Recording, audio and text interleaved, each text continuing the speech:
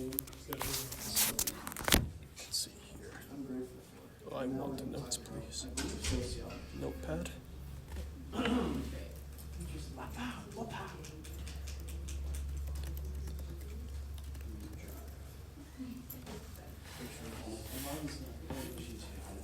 So you stand for the entire class then? Or you just gonna dip halfway through? I might dip. Okay. Well, I suppose I'll start in about 1 minute. So does he usually start right at 2:30 or? Give or take. No. Never on time. Never on time? That kind of sounds like me.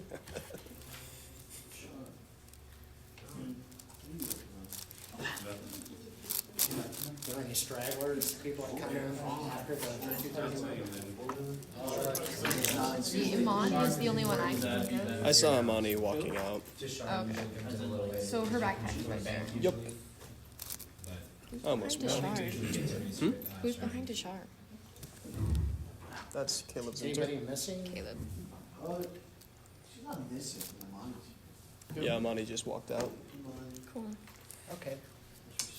Well, anyways, everybody, I'm going to go ahead and start. I do have to leave a little early today, maybe about 3:30 or 3:35. I got to pick up my daughter from school. So anyways, congratulations to those that are getting ready to graduate, unless your name starts with E. Just kidding, just kidding, Eli, just I'm not the kidding. only one. There's more. We have a relationship, I always tease him, so.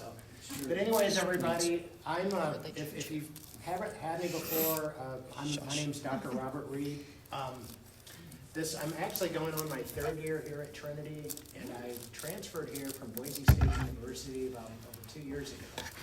So I've been a professor now for about 20 years. My area of specialization is social sciences. I don't have a background in ministry, and many of your professors do have the ministerial background, or maybe in theology. My doctorate, my background is more in the social sciences, like sociology. That's normally what I teach. Here in the general studies department, I teach anything that they really need, including statistics. I'm teaching right now, I teach anthropology, I teach sociology, social psychology. I've taught educational psychology. I've taught these classes for a number of years. And this topic is something that is not really something that I haven't spoken of, but today what I'm going to talk about, and I know this class is on the topic of cults, and indirectly it does sort of fit into this topic because when you talk about cults, we tend to look at it a little bit differently. We tend to look at religion a little bit differently from a scientific point of view. Before I really talk about the lecture, I think it was Aristotle, right? Define your terms. I want to define my terms first. What is science? Science is when you have more of an objective point of view, when you try to be value-free, and in more of an expansive sense, by scientist, I'm actually taking a scientific point of view of religion or understanding of religion, I guess, as a social scientist. So scientist, social scientist, I'm trying to expand that a little bit. It's really the same thing. Now, also when I talk about religion, usually, and I think for a Bible college, usually when people hear the word religion or theology, they might think by default that you're referring to Christianity. But again, I'm talking in a sense of generalities. Religion is a system of beliefs relative to forms of worship of either a singular deity or many deities of different faiths. So, if a social scientist is really talking about religion, or a sociologist is talking about religion, we could be referring to Buddhism. We could be referring to Sikhism. We could be referring to Christianity. It could be a number of different things. So just keep that in mind as we go forward. So what I'm going to do today is I'm going to talk a little bit about how scientists view religion, but I'm also going to look specifically at some of those scientists. How many of you have ever heard of Freud? How many of you have ever heard of Carl Jung? How many of you have ever heard of Karl Marx? Emil Durkheim? Max Weber? Okay, there's a lot of different people we could talk about. I'm not going to get into Nietzsche. I'm not going to get into those sorts of people. But I am going to talk about, just briefly, those 7 that I did mention in the greater context of this discussion to give some examples. So I was asked here by Professor Payne. I didn't know he was going to be gone. Evidently, I was just a fill-in for him. I didn't know that. He never told me that, but it's fine. Oh. So anyways, I am going to sort of approach this dichotomously. What I mean by that is we're going to look at opposing ideas visually so that you guys can kind of compare. According to research, most people are visual learners, so if you look at these charts, it should make a little bit of sense. How many of you are familiar with terms like, and I know I'm kind of throwing some big words out there, the joke that I like to use is professors have to use big words because it keeps us employed. So, how many of you are familiar with epistemology? What does epistemology mean? In a broader sense, this is an epistemic lecture and an ontological lecture. If you really want to dig deep, what is epistemology? What is ontology? Yeah. Isn't epistemology like the study of knowledge? It's the study of knowledge or truth and how that is basically acquired.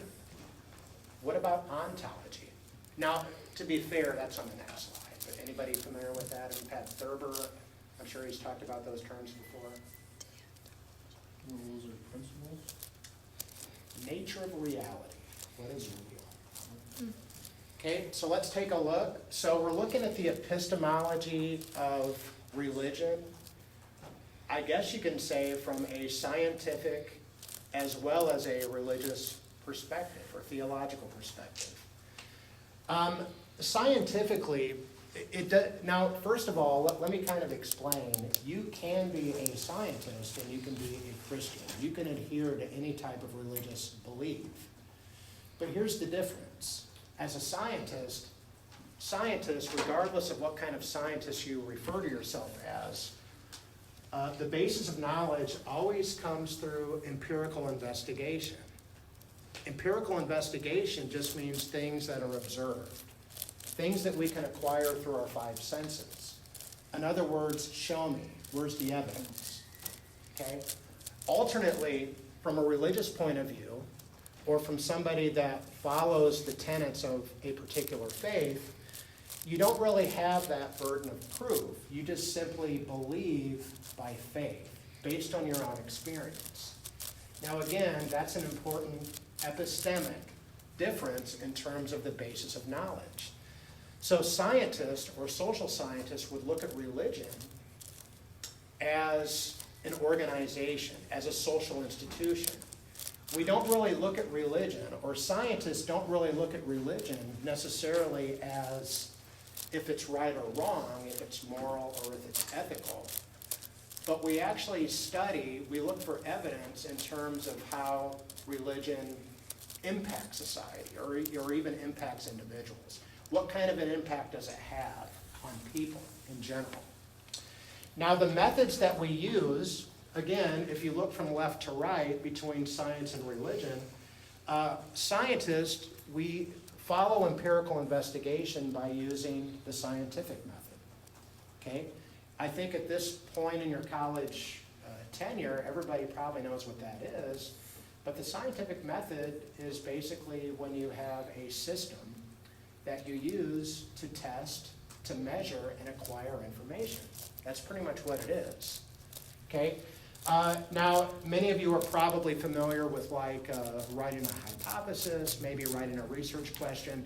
Usually, from a scientific point of view, if you're investigating any type of religion, that's probably where you would start. If you've ever wondered why, if you've ever watched those shows about Bigfoot, for example, you might have people on there that simply believe, they take it by faith, but then you're going to have the naysayers that say, wait a minute, where's the evidence? Where's the hair samples that we can test? Is there a sizable population where Bigfoot can feed? You know, they're going to look at things a little bit deeper. They're going to kind of take more of a scientific look.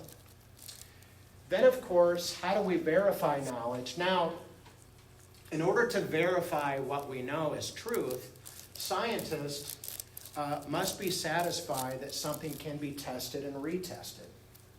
Okay, you typically have to replicate your results.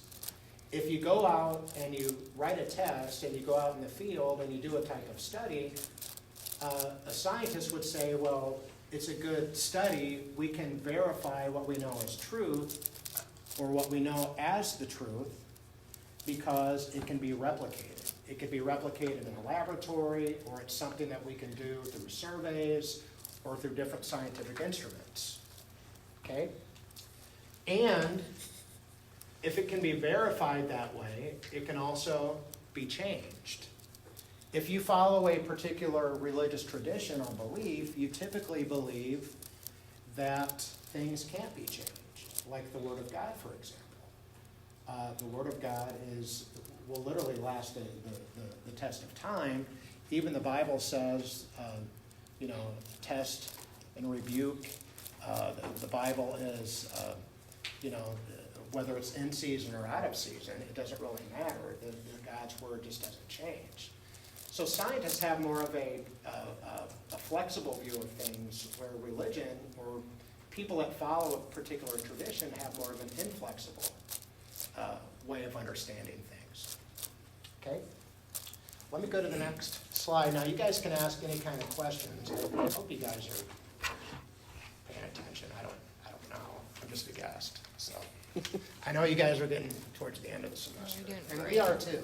We're ready too. Okay. So what is ontology? Now, it's very similar to epistemology, except we're dealing with what is real. Usually, it works something like this.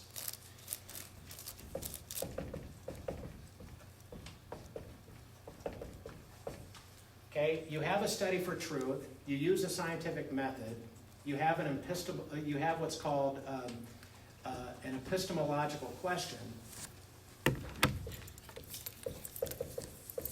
Then through research, you try to determine if something is real, but ultimately what you do is you use some type of method to acquire truth or to see if something is basically formed in reality. Okay? So here's a little bit different. The view of reality for a scientist versus religion is a little bit different. Again, looking at the differences between science and religion, science is going to focus on things that would be considered natural. If science focuses on the natural, what does religion focus on? What's the opposite of the natural? Okay, supernatural.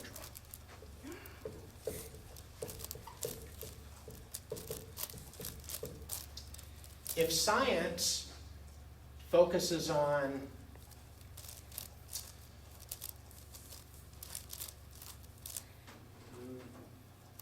the profane or the everyday, what would religion focus on? Does anybody know what the opposite of the profane is? The righteous. Okay, very good. The sacred. Now, usually in order for a religion to exist, and this is something that Emil Durkheim actually talked about, there has to be a distinction between the sacred and the profane. Now, I'll give you guys an example, and these are two separate things.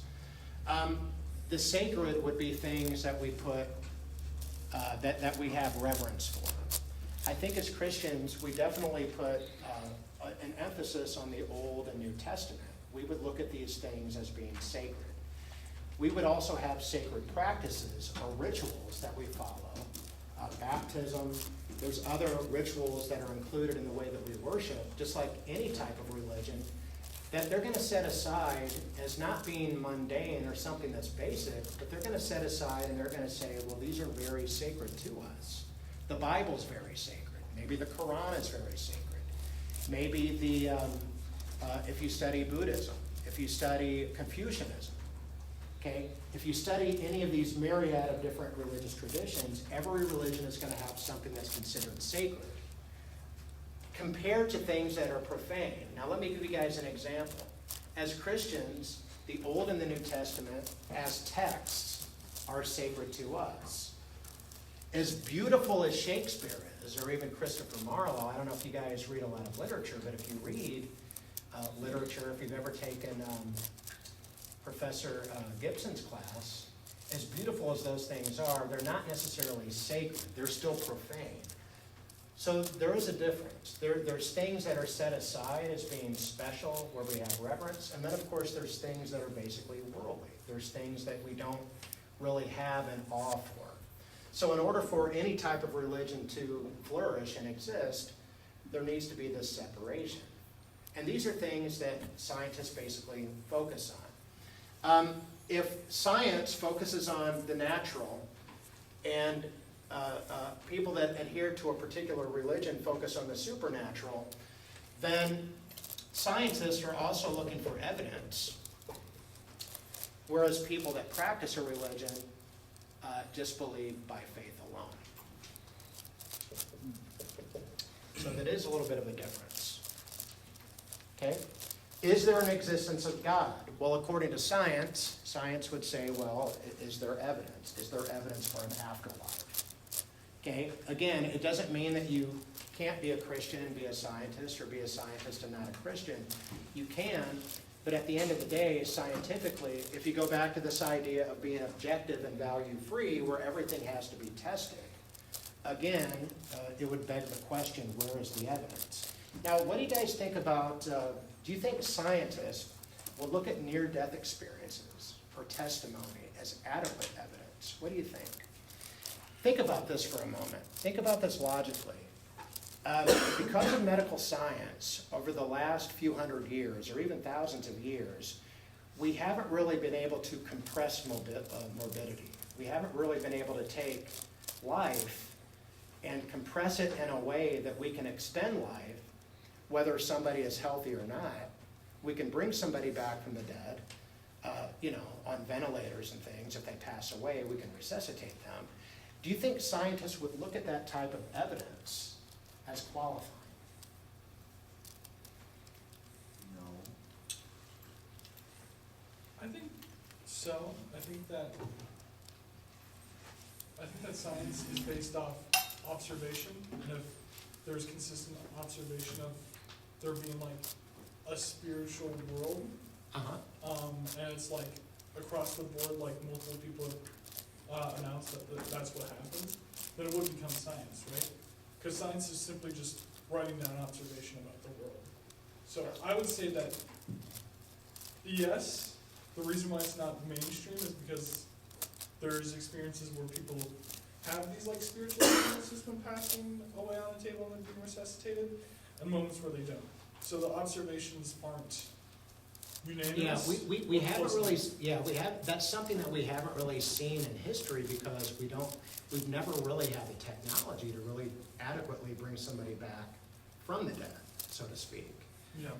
So now people can be resuscitated, they can go into a coma, and there have been doctors and scientists that have accumulated all this data. They've actually published books and studies on what people have told that they've encountered, like you hear about these hell experiences or these heaven experiences. But you're still going to have some scientists that are going to be naysayers, or they're going to say, yes, these are observable. People do pass through what's called clinical death. We can bring them back. But some are going to say that these are just responses to like your neurons, or these are going to be responses to brain activity even after death. Now, doctors can't really, and scientists can't really account for people that hover over their body. There are some really inexplicable accounts, but this is one way that, this is one thing that scientists would do. They'd say, well, that's a start. We'll never really know if there's an afterlife or if there's a God, because evidence requires it from a scientific point of view. So based on people's firsthand experiences, based on the trauma that they go through, if they're clinically dead and brought back, if these things are actually observed and verified, some might say yes, there might be some evidence of that. Okay? It's just kind of an interesting question. But basically, scientists would say, no, there's not really any empirical evidence for an afterlife. Whereas if you're a Christian, or if you follow a particular belief, you would say, yes, I just believe it. So, I know your definition of science is a little different, but science would be considered the creation, or the study of creation of God, yeah? Like that's what we would believe? Mhm. So, if you think, would you think that even if you have like an atheistic scientist who studies biology, I guess, and that eventually, once he like sees enough of that, he would like basically be looking at like part of God because he's been studying the creation so much. So wouldn't you think that that would lead to,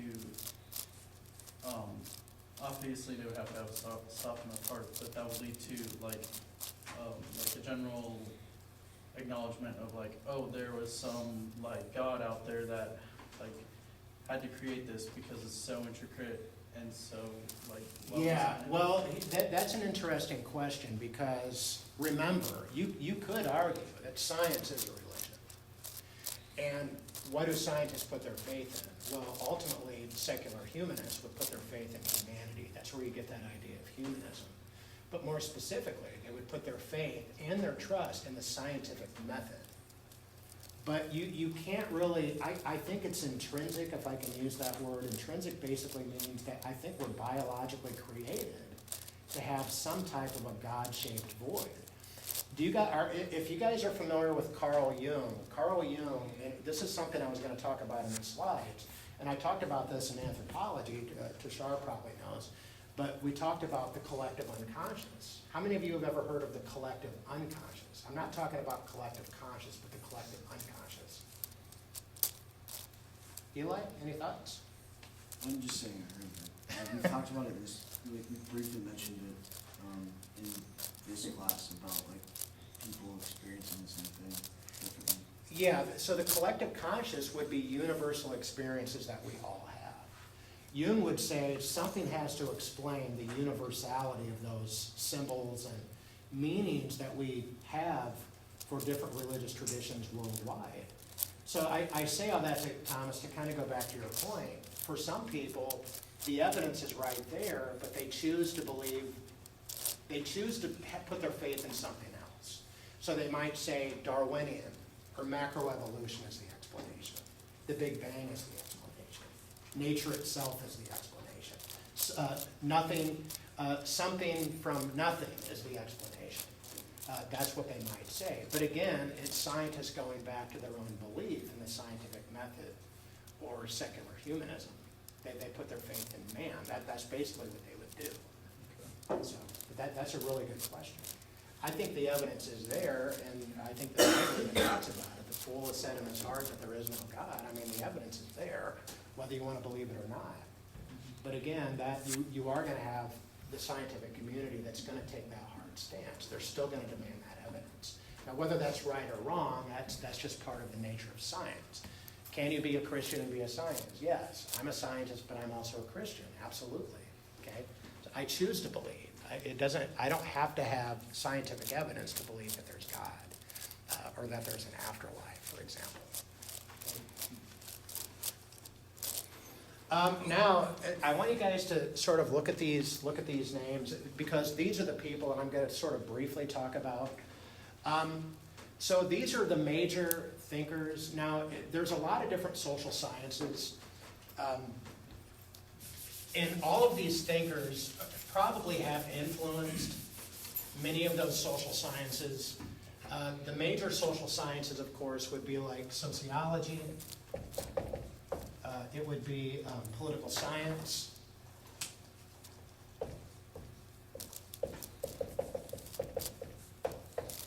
If anybody in here has ever had Dr. McIntosh, of course, economics. Economics is certainly a science, it's a social science, absolutely. Let's see, economics. And of course, anthropology and psychology. Now, the reason that I bring this list up is because each of these 7 individuals either directly or indirectly, are going to impact how we would look at institutions like religion from each of these different social science points of view. So if you're in a psychology class or an anthropology class, the idea of religion, when it's investigated from one of these fields, is going to largely be based on how scientists perceive religion, depending on how it's applied in the discipline itself by one of these thinkers. Sigmund Freud, if you know much about him, he would look at religion not necessarily as something that's universal, but he would say that religion serves a purpose in society because it creates sexual repression. It's a way of controlling sexual urges, okay? Because, if you know anything about Freud, Freud was really into the, you talk about the libido and you talk about all these different ideas, so that would make a lot of sense. Freud would also say that God would be like a father figure, that religion would be a type of neurosis. It's something that's created mentally, okay? So again, they would take the idea of religion and they would talk about not the experience that somebody has as being genuine, but they would look at religion as how it impacts society, maybe psychologically, how it impacts the individual. Now, all of these people, maybe with the exception of Carl Jung, most philosophers and scientists, at least recently, were atheists. They were humanists. But they also believed in the power of religion. They believed that religion had a function. They believed that it had a purpose. Even Karl Marx did. Now, Karl Marx believed that religion was used by the bourgeoisie. How many of you are familiar with the capitalist class and the working class? He believed that it was something that controlled the working class. It was a mechanism for controlling a class-based society. Okay, and I'll talk about that here in a moment. But it's kind of interesting if you look at this, if you look at religion, you look at how it functions, you look at the major thinker, the role of religion in society by each of these individuals that we're talking about. And each of these individuals that we talk about largely influenced the major social sciences. And because we can't be here all day, and of course nobody wants to be, right? We can't talk about all philosophers and all scientists, so I have to have a sample. So there's just a few that we actually talk about. Durkheim, Weber, Marx, Freud, and Jung. So basically there's only 5. But you can think of almost any other philosopher or scientist, and they're going to have different interpretations and understandings of the role of religion in society as well. And then, of course, that's going to influence what you study in any major university, okay, in any textbook that you study. I mean, that's going to influence that paradigm, that particular point of view. So let's go ahead and take a look. Durkheim would look at the role of religion as a symbol of unity, okay? It's functional for society. Most people would agree, whether you are an atheist or not, or whether you're a believer, that most people would say that yes, religion benefits society because it brings people together. If somebody is dying, it offers hope for those that are dying. I remember when I was a professor down in Phoenix, I remember a colleague of mine, he was an atheist, okay, and he goes, yeah, Dr. Reed, he called me Robert, we were colleagues, he said, yeah, Robert, he said, I always take my kids to Sunday school. And I said, well, why do you take them to Sunday school? You're an atheist, right? And he said, yeah, but in terms of moral guidance, that's gonna help raise them. There's an ethical component to it. So that's going to be a benefit. That's going to be a function for society. It's going to benefit society. Whether you want to believe in a God or not, whether you're atheist or not, most people would say that yes, there's a moral architecture there that's formed that undergirds society. It socializes its members to become fit members of society. You need it, okay? The function, according to Durkheim, is solidarity, cohesion, promotes social stability in any society. And here's kind of the funny thing about it. If you look at communist societies, usually what happens in a communist society is the communists take over, religion is vanquished, but what becomes the religion in its place would be the state, it would be the government. So you can't really get rid of religion. It goes back to this idea of the belief system. It's part of who we are. It's almost genetic, it's biological. And that itself is a type of evidence. It's intrinsic. There's a God-shaped void. We're going to adhere to or believe in something, even if that something is nothing. And that's an interesting, profound thought, but think about that. The European Union has prided itself. I don't know if you guys know what the European Union is. How many of you guys have heard of the European Union? Yeah, the European Union has prided itself in forming their own constitution. But the interesting thing about it is, it's a constitution that's secular. So in their constitution, they'll say, but there's no mention of any kind of God. It's humanistic. Well, again, as much as you try, that becomes the God, right? That becomes something that you believe in. And that's very true. You can't escape it. So I think Jung is actually right. It's part of the collective unconscious. It's a universal, genetic, biological reality that everybody shares in. I mean, that's simply what it is. God designed us that way. If you've ever studied anthropology, you know, when we talk about religion and anthropology, all societies, historically, whether modern or pre-modern or postmodern, doesn't matter. They all have a mythic system. They all have traditions that try to explain life. What's the purpose of life? Why am I here? Where do I go when I die? When you guys go on your missions trips, when you go on Pack Your Bags or the Go trips, that's why when you encounter these other cultures, whether they're large or small, doesn't really matter, they're all going to have a semblance of different religious ideas and traditions about why we're here, where we go when we die. But these are mythic systems, okay?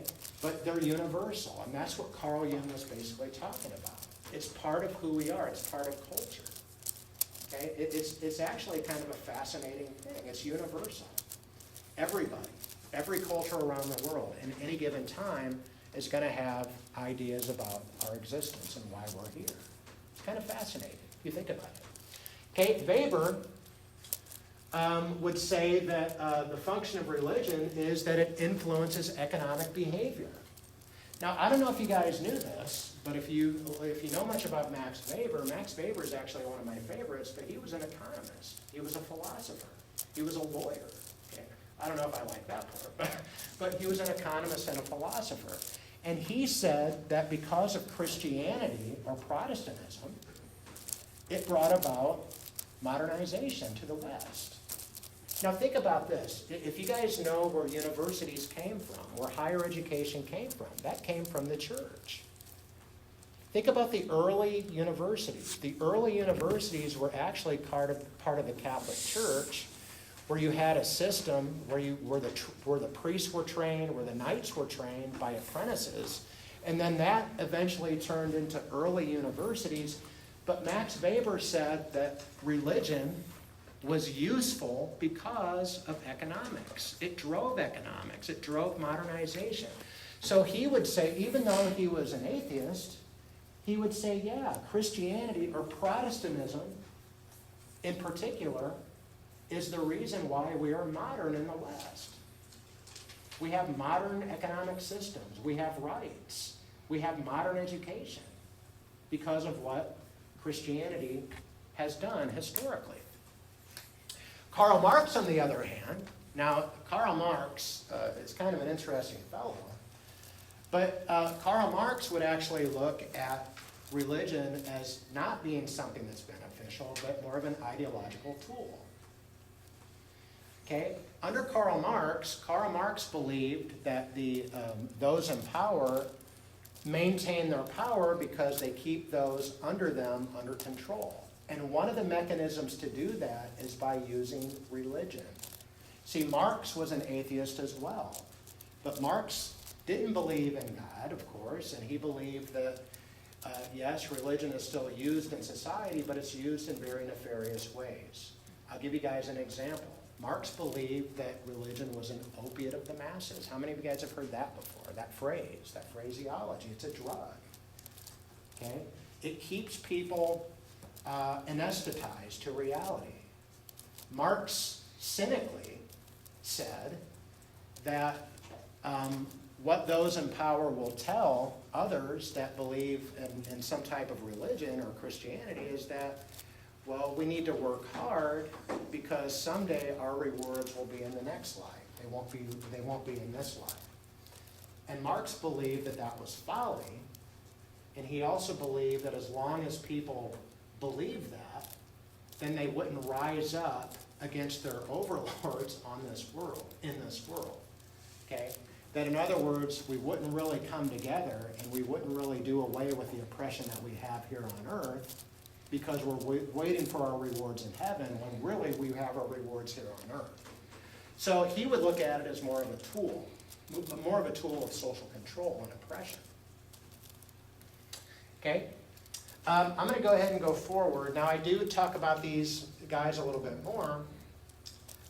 But one thing I want you guys to know, from a social science point of view, a social scientist would look at religion as trying to understand, like I said, how religion functions in societies. It's either going to bring people together, or it's going to be used as a form of social control, or it's going to be used to explain why there's so many different traditions and belief systems internationally, or it's going to be a psychological construct like many psychologists would believe. But regardless, scientists, like these 6 that I pointed out, are basically going to argue that yes, religion does have a purpose. Even though we may not personally believe in any particular God, that it is going to benefit society one way or another, or it's at least going to impact society. That is the main goal of the social science perspective on studying religion. They're going to look how it impacts society. Now, this is kind of interesting. The social sciences rose in the 19th century. Social scientists basically predicted that in the early 20th century, over a 100-year period, that because of the rise of science, religion or religious beliefs would decline over a 100-year period, that we would actually reach a point in which there's basically no more religious beliefs of any kind. Why do you think that was, and why do you think they were wrong? Well, they were obviously wrong. But why do you think they believed that? If you're not going to believe in any particular religion, if religion as an institution becomes obsolete, according to science or social science, what would religion be replaced with?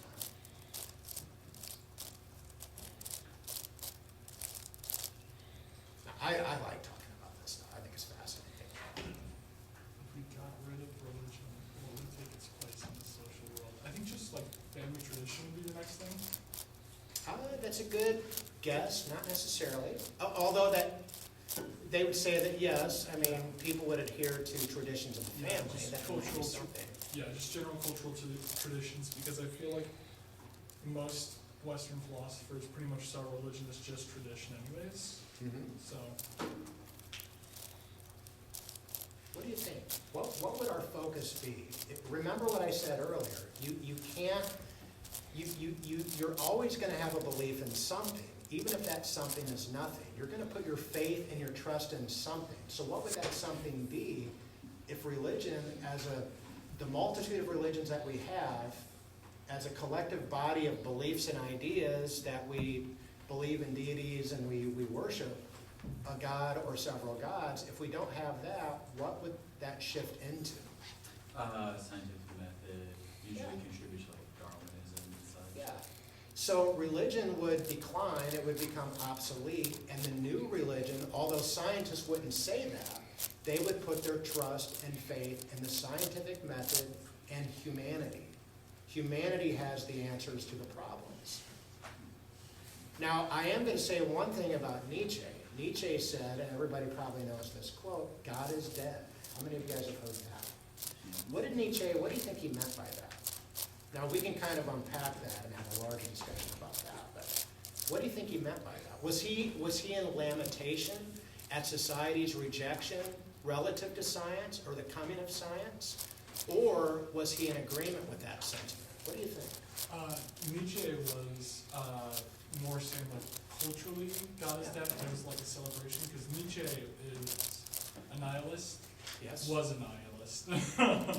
And He's like probably pretty not much- anymore, right? Yeah, really believed in like survival of the fittest in his later works. He wrote a lot about how power is really the only thing that matters. Mhm. And so for him, it was maybe not like a celebration or a lamentation so much as to him, he perceived this as just how the world was.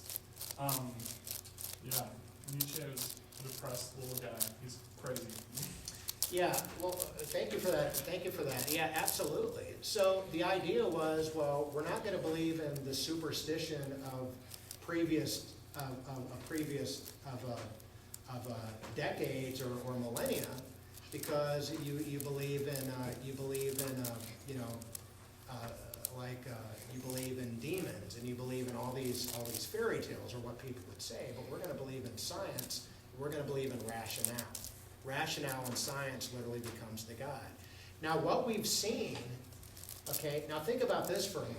Not only did we not see the obsolescence of religion, but we've actually seen the increase of religion over the last 100 years.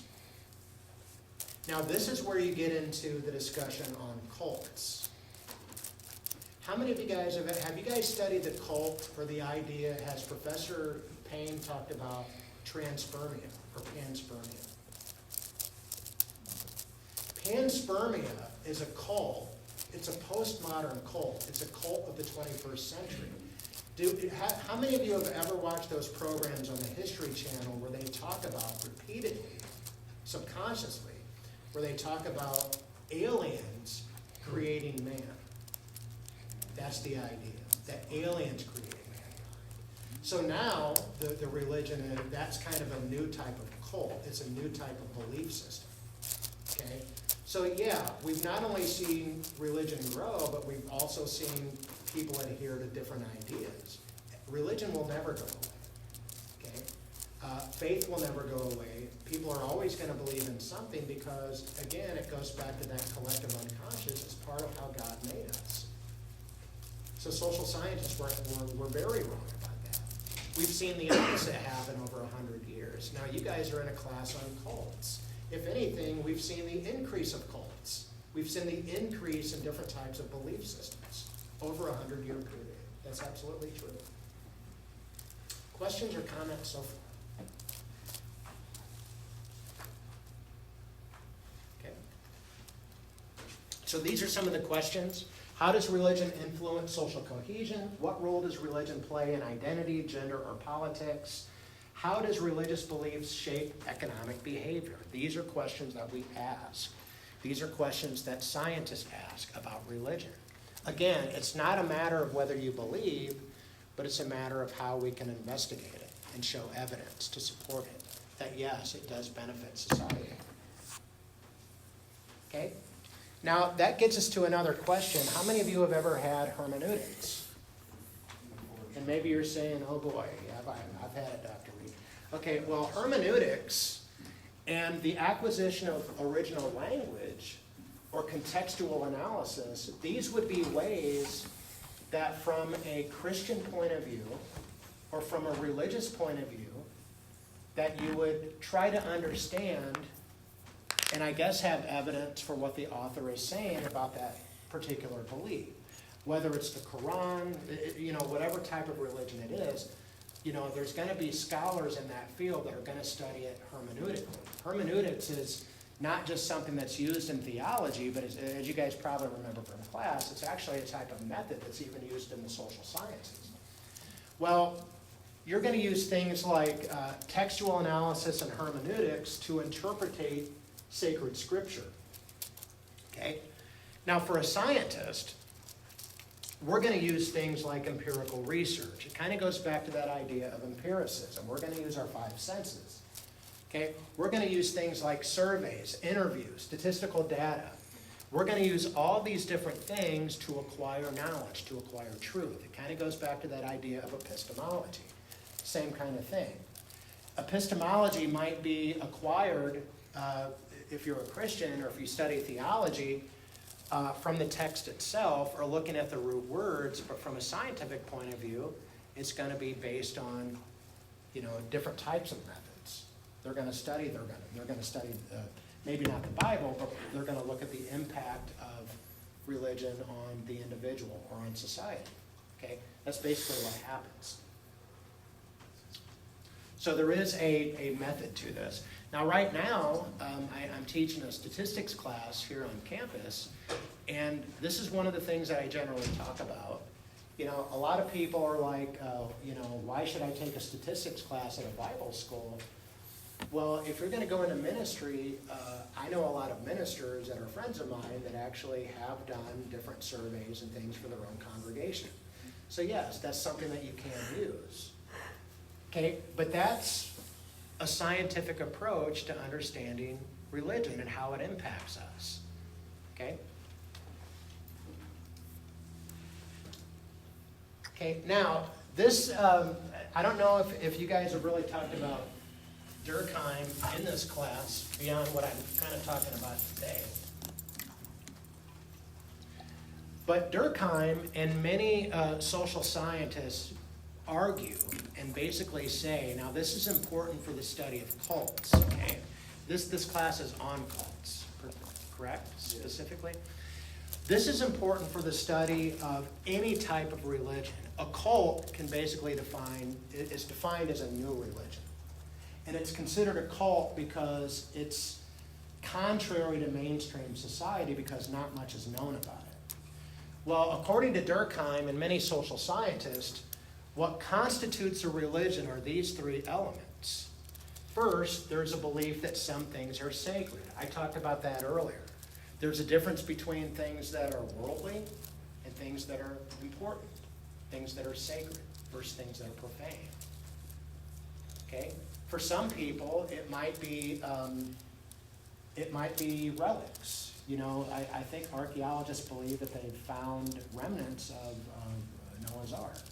I don't know if that's true, but that's what I've heard. How many of you have heard that before? Anybody? Or even the Spear of Longinus. Does anybody know what that is? Okay, what's the Spear of Longinus? It's supposedly the head of the spear that pierced Christ's side. Okay, or perhaps the Chalice of Antioch. What is that? Is that the Holy Grail? That's the Holy Grail. Or the Shroud of Turin. Everybody's heard of that. So these would be considered sacred things. The Eucharist, communion would be considered sacred. There are sacred rituals. So again, one of the elements that you have to have for a cult or any type of religion is a belief that some things are sacred. Now, when I was sitting at lunch, somebody was talking about this class. I can't remember who it was, but wasn't it some kind of a religion about, what was it? Some kind of crazy religion where somebody had a hat on or something. Was it you, Eli, or somebody was talking about it? Something blue. Does anybody remember that? They were going to bring it up in class.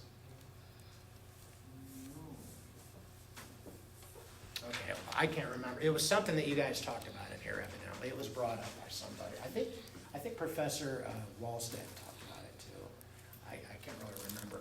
And then number two, you have to have practice that center on those things that are considered sacred. So this is where you get into rituals.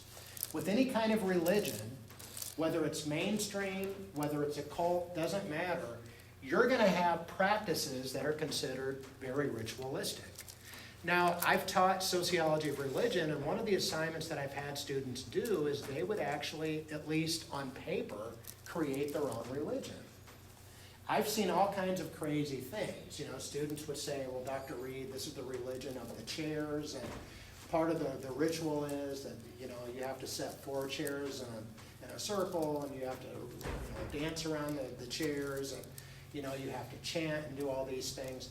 That's how cults get started. Cults get started, any type of religion gets started because you have these elements. That's how easy religion can start, okay? And then number 3, and this is probably one of the most important things according to social scientists, the third element, is you have a moral community. How many of you know that even Satanism is a type of religion? that's protected by the United States Supreme Court. Wicca, all those are religions, make no mistake about it. They are protected, okay? These are different protected religions, and yes, there are places where people meet. They have communities, they're called moral communities. Now, you know, in a Christian sense, we would call these churches, okay? But there's a moral community where people come together to observe those things that they believe in, that they put their faith and trust in. They have their practices. Maybe they you know, from a Christian point of view, I don't know what church you guys go to, but usually we go on Sunday morning. Are there churches around here that meet on Wednesdays or Sunday nights? Not for anything other than just like studies. There's the Seventh-day Adventists. Don't they go on Saturday? Yeah. Yeah, I don't really know much about them. I know, maybe there's probably more to it than that, but I do know that, yeah, okay, yeah. Okay, yeah, yeah, I don't claim to be any expert on that. But yeah, you're gonna have a moral community. Now, this moral community could be the groves, where secret societies meet. It could be where people write pentagrams. I mean, but there's gonna be a place where people actually meet and they come together. So these three things usually exist for any type of religion to exist. You have to have these three elements. These are very important, and you might even want to ask Professor Payne about this, because this is absolutely true. These are key to any kind of a cult. What's really interesting about this, and I think this speaks to Jung and the collective unconscious, but even Jung would say that yes, these are universal things. In any society, modern or pre-modern, you're still going to have these three elements. It doesn't matter. It doesn't matter if you're in a rainforest and it's a small group. It doesn't matter if it's a modern, complex society. These three elements are going to exist. It doesn't really matter, okay? That's kind of important. Okay, a couple of things. I'm going to sort of quickly wrap it up here in about 10 minutes. I have to pick up my daughter from school. Any questions so far? Hope I'm not boring you guys. I don't think I am. I think it's interesting. I like this stuff. And Matt and Professor Payne said, yeah, Dr. Reed, come at them with both barrels. Just throw it all out there. So if you guys have ever had me from class, like, yeah, Dr. Reed uses all these big words, but remember, we have to keep ourselves employed. Right. I'm just joking. That's kind of my running joke. So, and I'm not trying to be showy. I'm just, so if you just ask, if I say something, just tell me, because sometimes I just forget. If you don't know, just ask. Durkheim defined religion as a unified system of beliefs and practices relative to sacred things. That's absolutely true. That's Durkheim. I like Durkheim. I've read a lot of his work. Max Weber, now again, I'm trying to speed things up a little bit. If you guys want a copy of these slides, I can give them to Professor Payne, and then he can distribute it. I don't think you guys will be tested on it. I hope not. You don't want to be tested on this stuff. I'm just joking. I'm just trying to have fun with you guys. Do you guys have a textbook in this class? We do. Yeah. Okay, so do you have a study guide for the final, all that stuff? No. Well, our final is right. That's everything you know about three cults that you don't know which cult you have yet. What is it? Right. Everything you know about three cults that he will give to you. Yeah, he's gonna give us three Three cults of the last day. Three systems of cults? No, just write Just three everything cults, about so, these cults. I could get like People's Temple, Freemasonry, Oh, yeah. and something People's else. Temple, yeah. People's Temple is wild. Yeah, okay. Now, Max Weber believed that religion was a source of social change, held the key to modernization. This is very true, you guys. People can say, atheists can say what they want, secular humanists can say what they want against Christianity, but even Weber and many philosophers agree that religion held the key, primarily Christianity. Weber wasn't talking about, non-Christian religion. He was talking about Catholic and Protestant. He was talking about Christianity in general. He was saying that Christianity held the key to modernization. Not in a general sense like we defined it here. He was very specific. He said that Christianity led to things like capitalism. How many of you guys have heard of The Protestant Ethic and the Spirit of Capitalism from Max Weber? Very famous work. If you ever have a chance, you should read it. In fact, it's a good read on a Saturday afternoon. Just kidding. Most people aren't going to read it. But I like it. I'm a nerd. Okay, education. Education through the university system. Yes.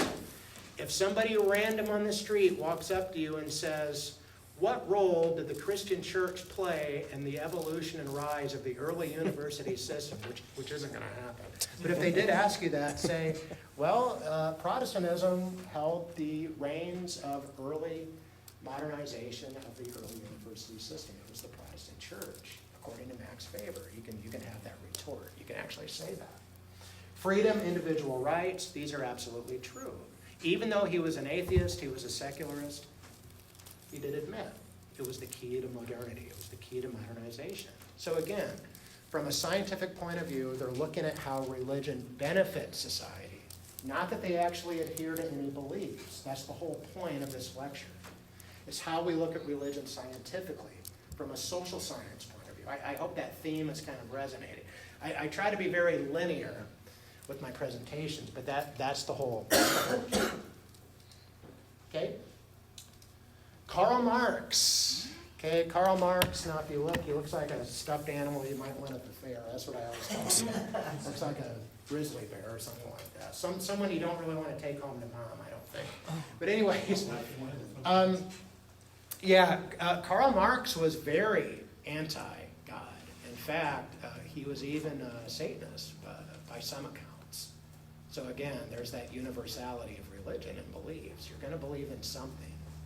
I think that was Bob Dylan said that. You're going to believe in something. You guys know who Bob Dylan? Yeah. Okay. He believed that religion didn't necessarily hold the key to modernity. He would say that religion, he argued the opposite. He actually said that religion held the key to inequality. If you guys are, now one of the things that I taught on this, I taught an inequality class. I think, Bianca, I think you were in my class, weren't you, on inequality, you and your husband, Alex? Yeah. Yeah, do you remember when I talked about cultural Marxism? Yes. Yeah, this is part of this. If you understand Marx, you can get at the root of a lot of the problems that we actually see today. Marx believed that religion, which is why there's a lot of religious sentiments, especially against Christianity at major universities in terms of our culture, is because Marx believed that religion has always been used to legitimate social inequality. Think about the divine rights of kings, absolute monarchs historically. The kings believed that they were appointed by God, and if God appointed them, who was anybody to say anything against them? Okay? The Pharaoh is God. The Hindu caste system. These are all examples. Okay? Or religion was used as an opiate to control the masses. Because Marx would say, like I talked about before, that those in positions of power would use religion, and they would give all these ideas about how your rewards are in the other life and they're not here, so that you don't rise up against your oppressors. That's the whole idea with Marx. Now, if you guys remember anything about the lecture, or if you write down anything, it should be this. The root of the cultural problem today is cultural Marxism.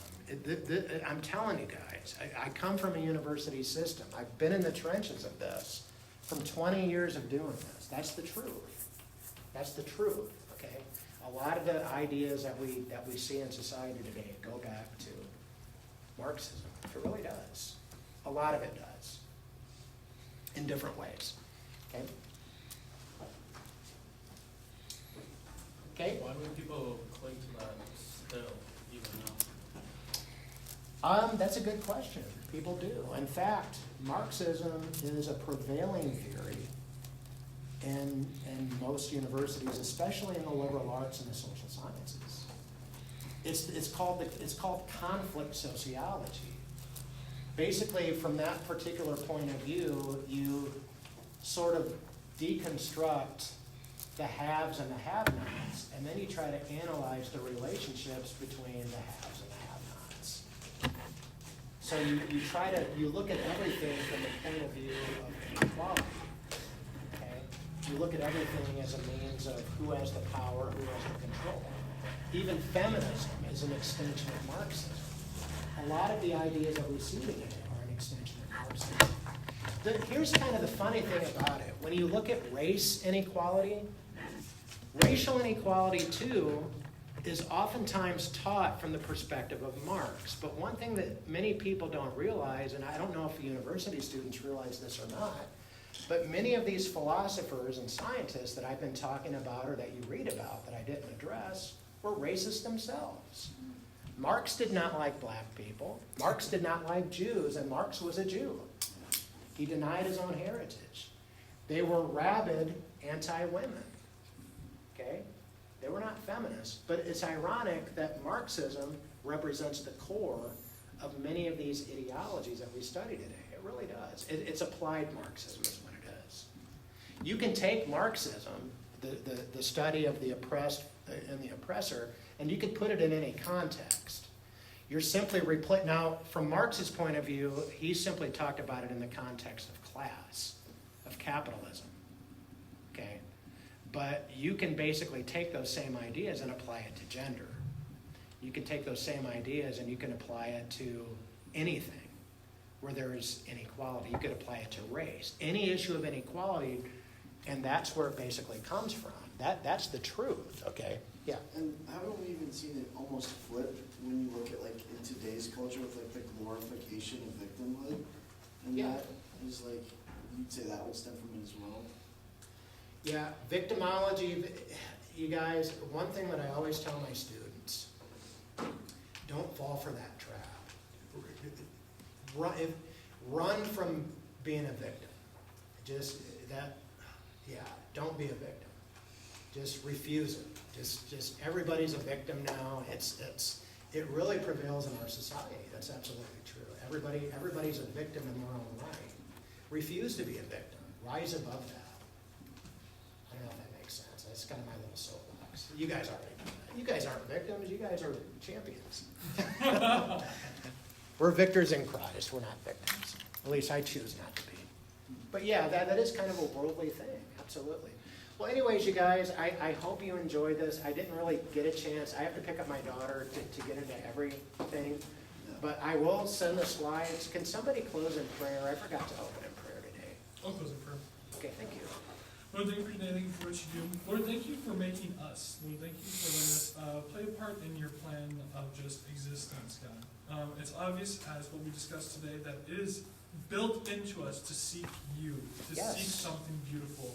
Lord, and we are so thankful that the beauty is you. Somebody who's good and great and wonderful. So God, just thank you for letting us be a part of your family and your kingdom. Just have everybody's stress also goes down because of finals. And yeah, we love you. Amen. Amen. And everybody, again, I congratulate everyone that's going to graduate, whether I've had you or not. But yes, congratulations. Thanks, Bianca. Tell Al, how come Alex wasn't here? Is he busy? No, this isn't his class. Huh? This isn't his class. Oh, okay. Okay. Well, tell him he missed out. I'm just joking.